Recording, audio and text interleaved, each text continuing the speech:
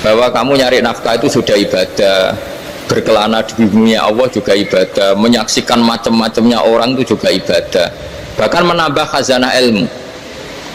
Di antara warisan ilmu yang kita dapatkan dari Rasulullah SAW, misalnya kamu jalan-jalan, punya kaki dua, punya tangan dua.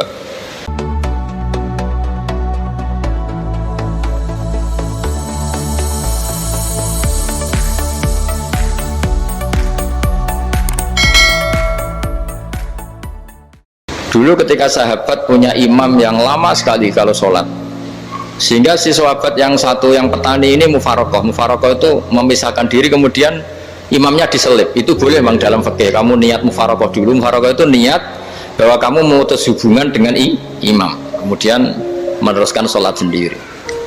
Singkat cerita dua orang ini berdebat, Mu'ad sama Ar-Ra'i yang penggembala ini.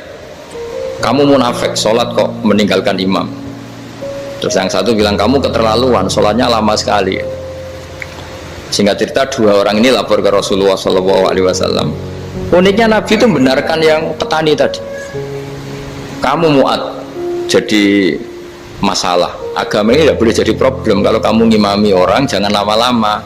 Di situ ada ibu-ibu yang ditunggui anaknya yang sedang menyusu, banyak petani yang nunggu macam-macam. Kayak pegawai POM ya ditunggu shift temannya, pegawai Indomaret juga gitu, apalagi Grab mungkin ditunggu penumpangnya macam-macam. Sehingga kebaikannya teman-teman yang kerja serabutan begini juga bergantung kebaikan imam tadi. Kalau sholat itu tidak boleh lama-lama, apalagi wiridan, sholatnya aja nggak boleh lama-lama, apalagi wiridannya. Nah, kadang-kadang orang ngira kebaikan tuh nggak ada sempritnya, ada juga. Sholat tuh ya disemprit sama Nabi, kalau terlalu lama juga disalahkan, karena nanti agama ini menjadi apa? Menjadi problematika. Nah, termasuk kebaikan kita ketika membolehkan ya, atau mentoleransi atau mendukung pekerjaan mulai Grab dan lain-lain adalah agama ini rahmatan lil alamin. Dulu ada seorang sahabat tanya, ya Rasulullah, boleh nggak kita ngegeng di perapatan gitu? Kata Nabi, ya jangan kalau bisa, tapi kita harus natahaddasannya, itu tempat kita jagungan di perapatan, di tempat-tempat umum lagi, di halte, terus kata Nabi, nggak apa-apa, tapi fa'atut thoriq haqqaha, kamu harus memberikan hak jalan itu. Apa hak jalan itu? Satu, kamu amar ma'ruf, kalau bisa ya nahi mungkar, kemudian bikin suasana orang lainnya menjadi aman. Nah, ini yang catatan. Kalau hitung saja, yang ikut Grab itu berapa ribu? Nah, ini tuh energi besar kalau di atas 100 ribu. Hitung ya teman-teman di Grab, 100 ribu. 100 ribu ini kalau soleh semua, atau setengah soleh lah, kalau soleh banget keberatan deh soleh, setengah soleh. Itu tuh ada, ini sudah saya pikir, ada kebaikan yang menyebar di seluruh Nusantara yang berjumlah 100 ribu. Ini luar biasa. Ada kecelakaan, dia menolong pertama, ada pemerkosaan, menolong pertama, mungkin ada pencurian, ada apa. Maka kata Nabi, kamu kalau harus di jalan itu kamu berkontribusi amar ma'ruf nahi mungkar. Saya sering ke Jogja karena saya mulai 98 di Jogja, ya sering di terminal malam-malam. Saya ketika kecil itu sering diceritain, orang nggak berani ke terminal ini, banyak preman, nggak boleh ke terminal ini karena banyak preman. Ya mulai dari Sumatera, Jawa, hampir seluruh Indonesia. Kalau jam sekian sampai sekian sudah nggak berani karena banyak apa? Preman. Itu uniknya, preman-preman itu selain dulu ditangani tentara dan polisi, itu urusan negara ya kali itu, dan kita ngapresiasi. Itu hilangnya yang permanen itu bukan saja ditangani ABRI dan polisi, TNI dan polisi, tapi ditangani kultur. Banyak mulai orang soleh, santri dagangan di situ, ada ojek mangkal di situ, supir taksi mangkal di situ. Terus di sini orang-orang soleh yang menghalau ketika ada perempuan digoda atau perempuan dicopet atau apa. Terus lama-lama jadi kultur bahwa kebaikan ini dominan. Setelah kebaikan dominan ini otomatis menyingkir sedikit demi sedikit. Jadi selain negara ini harus melakukan sesuatu yang seharusnya, yaitu menjaga masyarakat dari kriminalitas, sebetulnya yang paling awet dan paling mudah dilakukan itu tadi, kebaikan harus menjadi kultur bersama. Sehingga kalau terminal kemudian ada mbak-mbak jilbaban yang dagang, terus papanya soleh, ada musola yang hidup, ojeknya juga gitu, terus supir taksinya, lalu kebaikan ini menjadi nilai bersama. Saking jadi nilai bersama, ibu-ibu yang takut atas dirinya nggak ngojek kecuali Pak ini karena terkenal amanah, nggak naksi kecuali Pak ini karena terkenal amanah. Dan kita Indonesia itu ingin seperti itu, sehingga amanah ini menjadi nilai bersama dan otomatis menjadi keamanan bersama. Corong Jawa itu tego nitipno anake karena dijamin aman, tego nitipkan istrinya juga karena dijamin aman. Nah, kalau kebaikan ini juga menjadi satu nilai jual dan kita bisa mengawal secara serius, itu alhamdulillah betul. Nah, dimulai dari mana? Satu, mental kita takwa. Kedua, sistem sosial, bahwa kita terkoneksi oleh indukan ya, juga terkoneksi oleh kepolisian. Maksudnya karena kita terdaftar, kalau ada anak hilang kan tinggal ini yang bawa wahyu misalnya. Nah, jadi saya mohon, semohon-mohonnya, kebaikan ini harus jadi nilai bersama. Setelah terminal itu banyak orang baik, otomatis yang ini tuh menyingkir. Akhirnya apa? Nanti yang bos-bosnya toko itu ya hanya nitipkan sama orang soleh, yang mau nge-grab juga hanya titip sama yang soleh, begitu seterusnya, sehingga jadi siklus kebaikan yang bersama. Nah, ini yang dimaksud Quran, wa tamiru bainakum bima'ruf. Iktimar itu namanya urusan bersama ya. Saya ulang lagi ya, jadi orang Arab kalau bilang iktimar itu urusan bersama, sehingga bahasa Arabnya konferensi besar itu kalau di NU disebut apa? Muktamar. Muktamar itu menjadikan urusan publik dirembuk, itu namanya apa? Muktamar. Nah, diantara kebaikan yang diinginkan Islam itu wa tamiru bainakum bima'ruf. Urusan kebaikan ini menjadi urusan apa?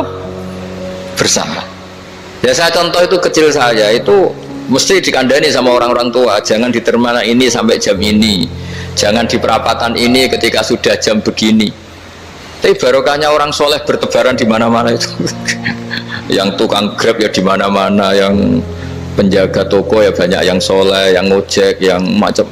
Sehingga di terminal itu nyari tempat sholat ya gampang, cari tempat duduk ya gampang, nyari orang amanah ya gampang. Bahkan lama-lama yang nggak amanah ini nggak laku. Dan ini yang kita inginkan. Dan ketika nggak laku, akhirnya dia kalau ingin laku harus amanah, atau ingin laku harus tobat. Nah, agama ini urusan bersama, sehingga Allah mengistilahkan wa tamiru bainakum bima'ruf. Jadikan kebaikan ini urusan bersama.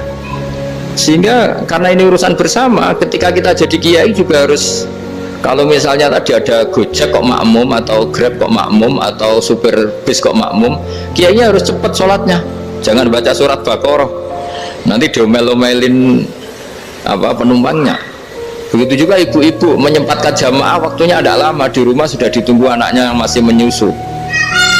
Makanya Nabi ngendikan idza amma ahadukum as-sholata falyukhaffif. Kalau kamu jadi imam, sholatnya harus relatif cepat. Fa inna fihim ad-dhaif badal hajat. Di antara makmum itu yang banyak punya urusan. Selain ada yang lemah, ada yang punya banyak urusan.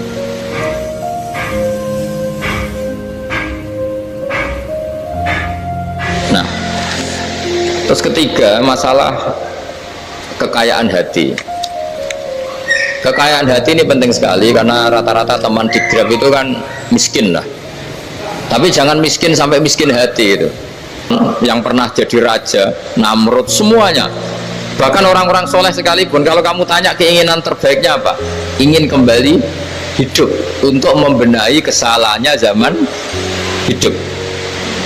Artinya apa? Kehidupan yang kita miliki sekarang adalah kenikmatan yang dirindukan mulai yang mati zaman Nabi Adam sampai kiamat. Maknanya apa? Kita punya kenikmatan yang luar biasa, karena kenikmatan yang dirindukan oleh orang yang sudah mati mulai dulu sampai sekarang. Apapun masalah hidup Anda, ini punya kenikmatan yang nggak tertandingi, yaitu namanya hidup. Barokahnya hidup itu kita bisa tobat.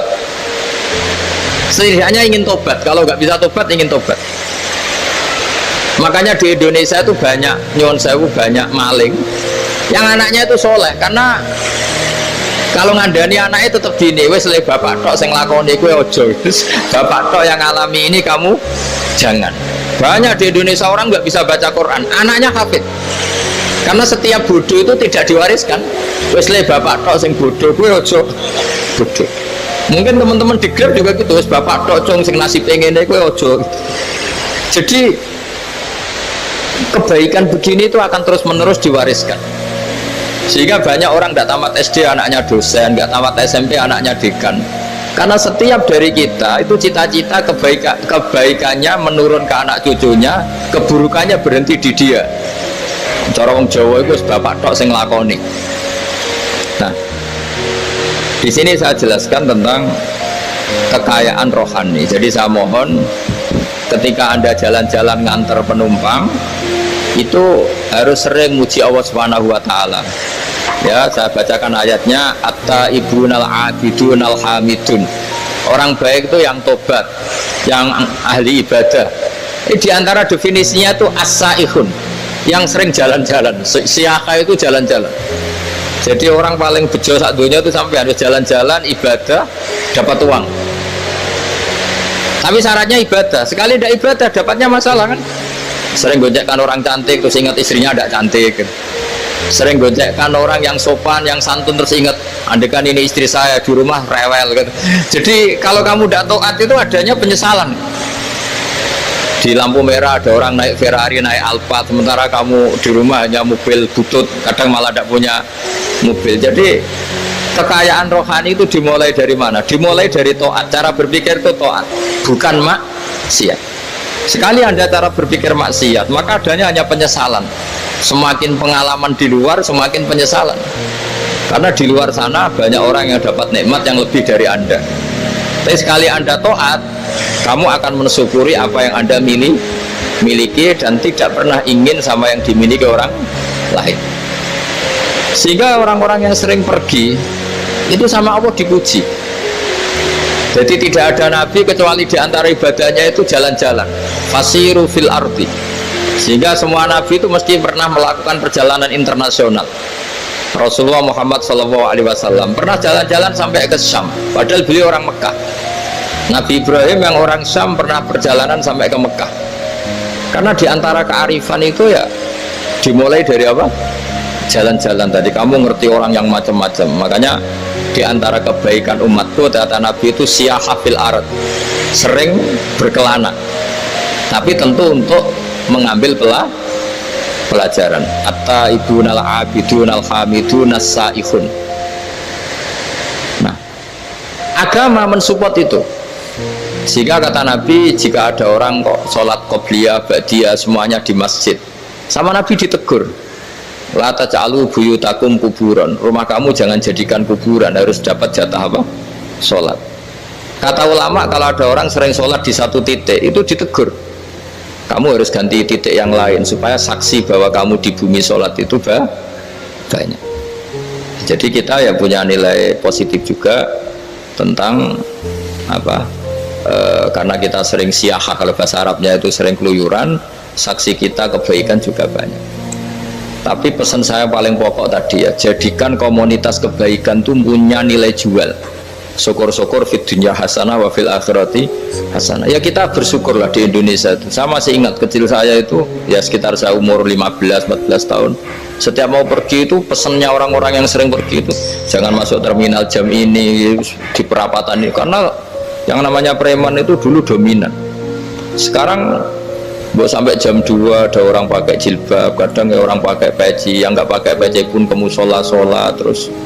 Yes, pokoknya kebaikan itu jadi komunitas dan jadi nilai jual. Bahkan tadi misalnya ibu-ibu yang pergi malam itu kan mesti ada orang-orang yang jadi langganannya karena terkenal apa? Amanah. Yang dititipi anak juga pilih orang yang terkenal apa? Amanah. Nah, nilai amanah ini harus kita jaga terus supaya kamu ya bisa bekerja, orang lain juga nyaman karena amanah tadi. Allah juga senang karena amanah itu perintahnya Allah Subhanahu wa ta'ala. Dan Indonesia harus menuju ke sana. Pemimpin juga harus gitu. Pemimpin bawaannya amanah, bawaannya apa, yang memilih dia juga senang karena nggak malu lah. Tapi kalau kita milih ternyata kita pilih tahu-tahu ditangkap KPK kan ya malu gitu. Dulu kita kampanye mati-matian ternyata dia ditangkap KPK. Tapi kalau dia amanah kan ya senang. Sama kalau tukang Grab ketangkep satu karena penodaan atau karena pengkhianatan, yang malu juga semua, karena kadang-kadang nanti digeneralisir seakan-akan semuanya seperti itu. Tapi dengan reputasi panjang, nggak pernah terjadi apa-apa dalam Grab, kan otomatis lainnya juga terangkat. Nah, ini yang dimaksud wa'tamiru bainakum bima'ruf. Jadikan kebaikan itu urusan bersama. Makanya andaikan negara itu sudah mengoptimalkan polisi, TNI untuk meringkus preman, oke, itu baik. Tapi ya lebih awet lagi kalau itu ditopang masyarakat, karena yang nggak amanah terkucilkan, terus akhirnya Grabnya nggak laku, akhirnya dia dipecat, akhirnya kan yang maksiat hilang, yang kriminal hilang, yang ada hanya Grab-Grab yang baik. Begitu juga di dunia apapun, itu yang dimaksud wa'tamiru bainakum bima'ruf. Jadikan kebaikan ini urusan bersama. Nah, karena kita baik, otomatis jadi teladan yang baik bagi anak kita, istri kita, tetangga kita. Dan karena kita baik, maka terhormat, sehingga orang melihat Grab itu simpatik, respect, karena reputasinya baik. Nah, karena orang respect, tidak dicibir, barokahnya tidak dicibir, tidak mangkel, barokahnya tidak mangkel, tidak saling ejek, bahkan tidak saling bunuh. Coba kalau kita jelek, dicibir orang, kita dalam keadaan mabuk, tidak terkontrol, bunuh. Jadi efek dari maksiat itu begitu buruknya, sehingga penelitian itu mengatakan kebanyakan kecelakaan ya pemicu utamanya rata-rata ya nyupir dalam keadaan mabuk. Beberapa nyuwun sewu kasus-kasus kriminal rata-rata ya dipicu oleh hal-hal seperti itu. Makanya meskipun di luar saya tolong hindari narkoba, hindari hal-hal yang maksiat, supaya pekerjaan Anda ini barokah.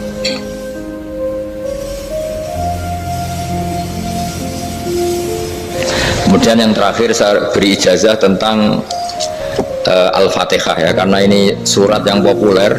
Kalau saya ijazahi Quran 30 juz pasti sampean nggak hafal. Atau ijazah surat Baqarah, kalau mau Baqarah mau. Ijazahi surat Baqarah mau 2 juz setengah. Mau Mas Asep?